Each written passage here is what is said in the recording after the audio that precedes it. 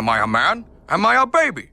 These are legitimate questions. Anyone could just pick up a controller and shoot things all willy-nilly. But what people, and more recently boomers, can't seem to remember is how some of the best games are ones that really make you think. How they handle some of the deeper concepts such as life, existence, mortality, morality, and so on can be surprisingly eye-opening and maybe alter our perspectives on some of these philosophies.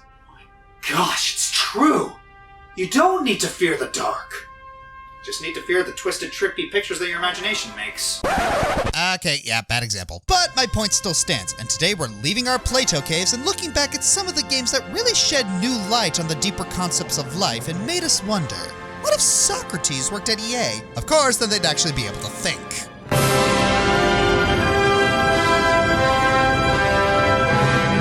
Well, time to have my view count for this video double. Undertale!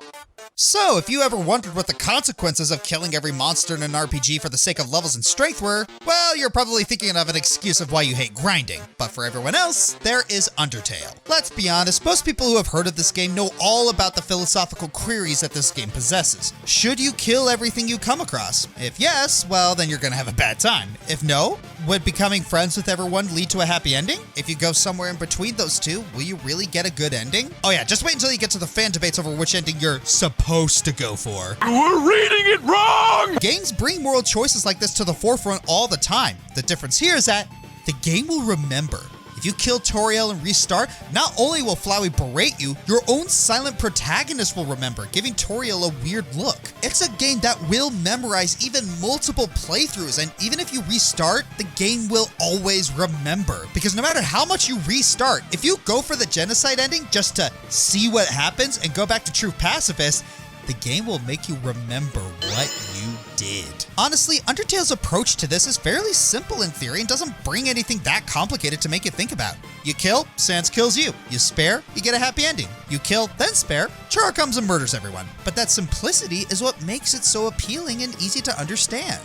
Come to me, Views. Come to me in your algorithmic glory! I never said the game didn't talk about greed.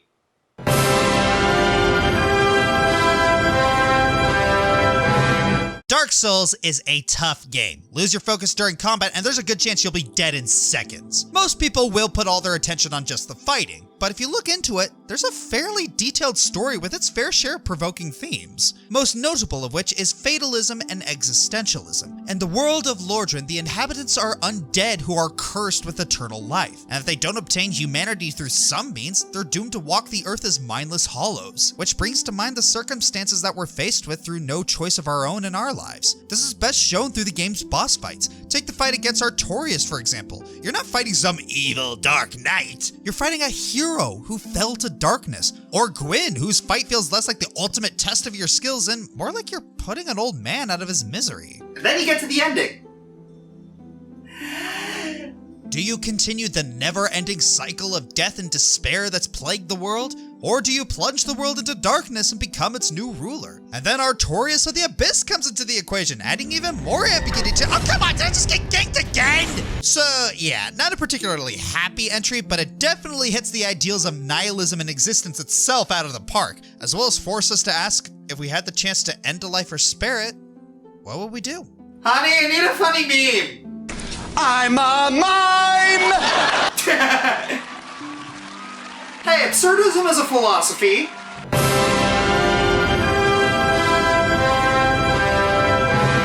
At first glance, Spec Ops The Line looks to be a third-person shooter in an already oversaturated market. The same tired cover-based shooter formula is seen too often with nothing to spice it up. But as you progress in the game and find intel, the game's collectibles, things start to become more unsettling. The intel paints one picture, but what you're seeing paints another. What do you trust, the game's info boxes or your own eyes? The question grows more urgent as Walker's team begins to tear itself apart due to combat stress.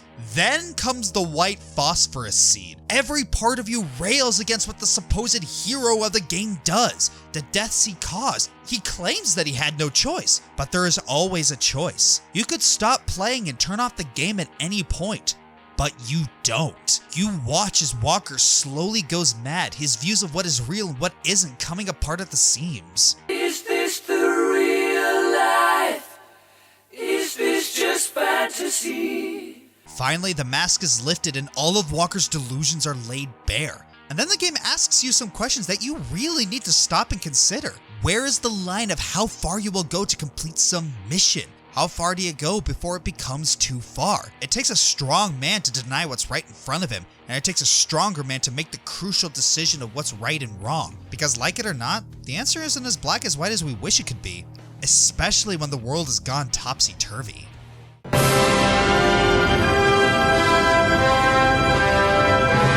Talk about a surprise attack. NieR Automata was the long-awaited return to form for Platinum Games. It wowed fans and critics alike with its unique open world, flashy combat, and deep story. As far as philosophy goes, the game raises questions about personhood and the autonomy of machines. We've had no shortage of stories about androids and robots emulating human behavior, but Automata takes it to the next level. In the game, you play as various elite android units, all of which have their own perception of what being an android is. Yeah, to be, or not to be, who believes that androids shouldn't exhibit emotions whatsoever, and then 9S, who believes that they should be free to express themselves. Along the way, you encounter all kinds of machines that attempt to rigidly emulate human behavior, all the way from performing intercourse, to raising children, to performing plays, to establishing religion. Oh, look, he thinks he's people. And then you have Eve and his relationship with Adam. Does Eve love Adam? If so, romantically or platonically? Does he perceive gender? Is what he's feeling love, desire, or something else entirely? At the very end of it all, the game asks you to make the ultimate decision. Do you give up all the progress you made so that someone else, someone you'll probably never meet, so they can have an easier time and get the small taste of consciousness you may have taken for granted? Jeez, if your game is waifus, you can get away with pretty much anything.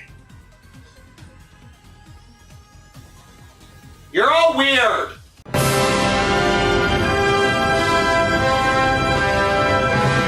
Visual novels tend to be very experimental with the stories they tell, since they don't need to conform to mainstream interests or formats. They can get away with all kinds of strange and complex stories, one of them being Umineko no Naku Koroni. God, I sound like such a weeb. Umineko starts off deceptively simple with an Agatha Christie-esque murder mystery. Then, everyone dies, and the witch Beatrice, whose existence was ambiguous at first, turns out to be very real. And that's only the beginning. From there, the story turns into a roller coaster of themes and subtext. Everything from gender identity to escapism to metafiction, perception of truth, the public's response towards tragedy, to the very nature of the mystery genre, it's all touched on. But the game doesn't exactly hand these themes to you. Oh no, it masks all of them in a web of seemingly impossible to decipher symbolism. Reading between the lines is really hard. And all the while, the protagonist, Battler, tries to convince himself that there's a logical explanation for everything. Is there? And if so, how do you begin to logically explain any of this? Your reasoning is hardly logical. The way the game implements hindsight is also quite clever. It seems that every time you, and by extension Battler, think you have the plot figured out, the rug is pulled out from under you and you have to reevaluate everything you thought you knew. And all this from a story where a guy trying to make moon tourism a thing fights a goat.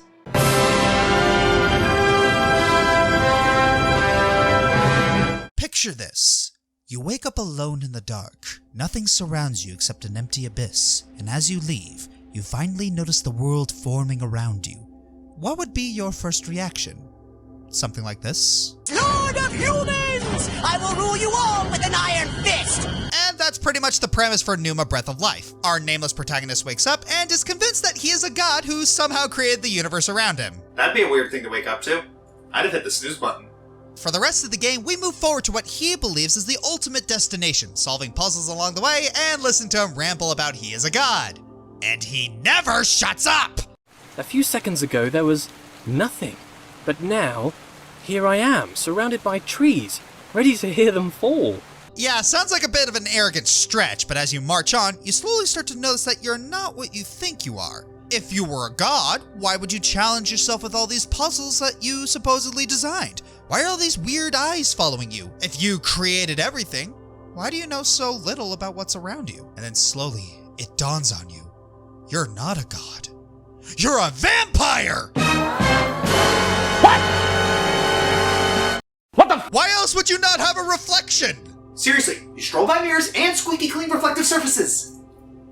Not even once! But for real, the nameless character finds out that he's just a video game character, and he throws a massive fit at you for stringing him along on this fruitless journey, only to discover that none of it was real. and that he was just a puppet being observed and controlled by the player. So that's why I always feel an overbearing presence just out of my field of vision, watching and judging my every move. Overall, it's a pretty short game and not exactly a great one if I'm being honest, because the character's constant narration gets old really, really fast. But in a weird way, it kind of enhances the experience. You can feel the disappointment and horror in his voice when everything he thought he knew about himself is slowly debunked in front of his eyes. And you can't help but sympathize with him when he realizes that none of his actions throughout the game were his own and that he was nothing but a gamer's plaything in a world that doesn't exist. The apple of knowledge at the end really drives home the impact of this knowledge and really makes you wonder, would we benefit more from knowing the reality of our own existence? Or would it be better to just live in our own delusions about what we believe life really is? To wit, is ignorance bliss? Yeah, it kind of makes me think twice about picking up a controller. But then again, I need content and patrons so I can eat.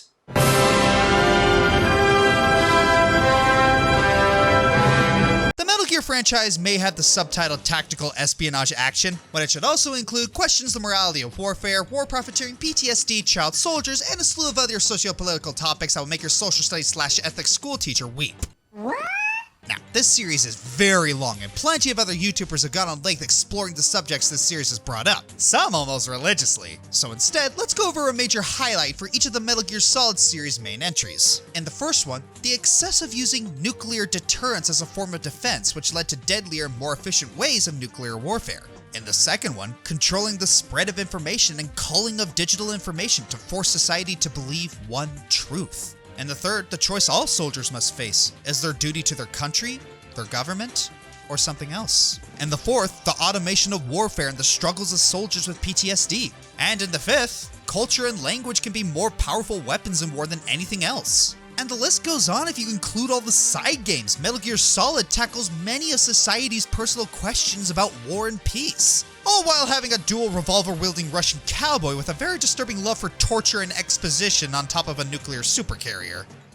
Sorry, I think my neck's sore from all this mood whiplash.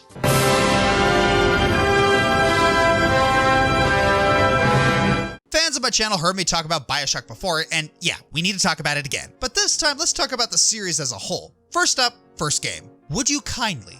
A man chooses, a slave obeys. The first Bioshock explores the values of crazy idealism and the ability to decide one's own actions. The people of Rapture each have their own reasons for staying and have different reactions to Adam, causing them to be twisted in different ways. The main character, Jack, was thought to be controlled by the player and we were just guiding him as per the game's instructions. Of course, Big Baddie Fontaine was manipulating us, causing us to be following him without knowing. At least we still had the choice to spare the little sisters or not. In Bioshock 2, you play as a Big Daddy whose main goal is to save your little sister. It explores the ideas of manipulation, parenting, and how actions affect the world around you. Instead of focusing on the individual and manipulation, we focus on the majority, looking at Rapture as a whole force while having a villain spouting ideals of collectivism and utilitarianism in contrast to the previous game's ideals of objectivism. Considering we are interacting with Rapture's lower class and main masses helps in this regard. Plus, playing as a beefy Big Daddy compared to squishy human Jack gives it its own idea of power over skill. It is a little easier to follow compared to the first game, as you are too busy having an escort mission every hour with a little sister. Then,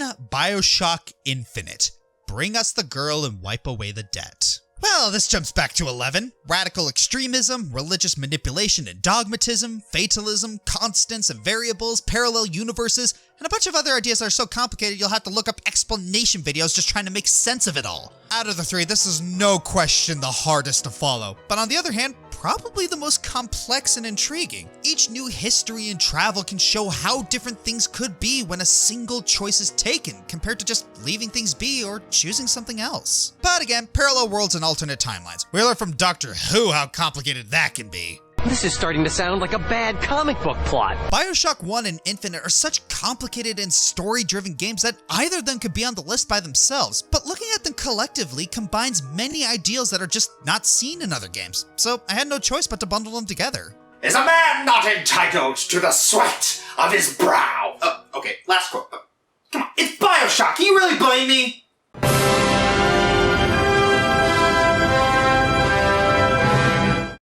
When Stanley came to a set of 2 open doors, he entered the door on his left. That's it.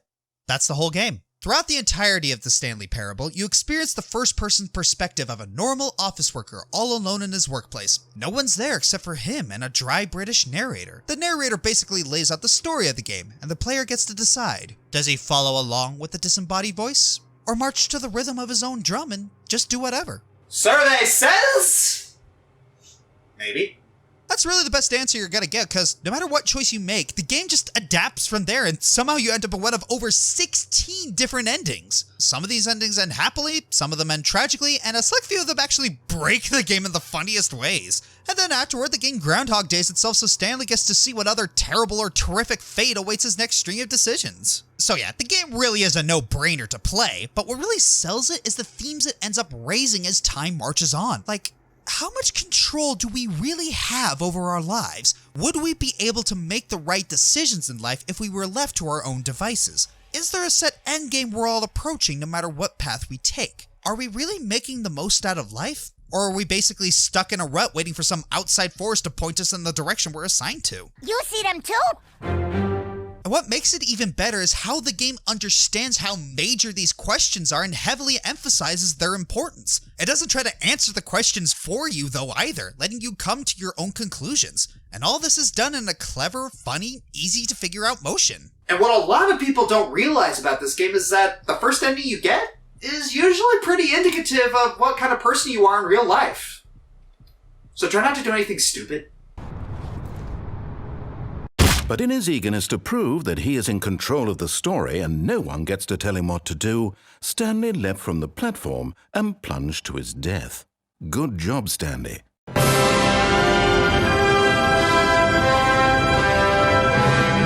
Soma, Bioshock meets 2001: A Space Odyssey with a hint of Scalzi's lock-in that'll make you question what really makes life. Final Fantasy Tactics. The game has a lot more layers than we give it credit for, highlighting motivations and the lengths people will go to achieve their goals and ideals.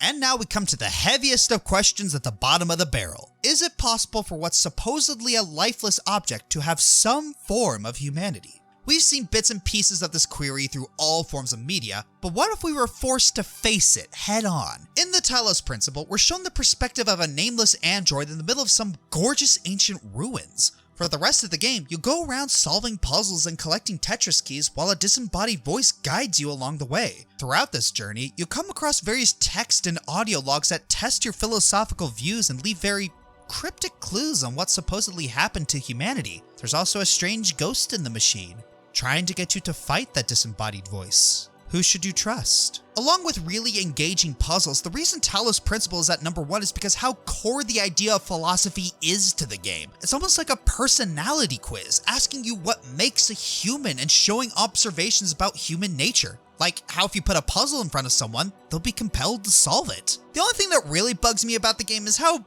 binary some of the questions are. Obviously, you can't program every philosophical path in one game, but many times it asked me a yes-no question when my real answer was more nuanced, and it yelled at me for being contradictory in my thoughts. Ask a dumb question, get a dumb answer, game!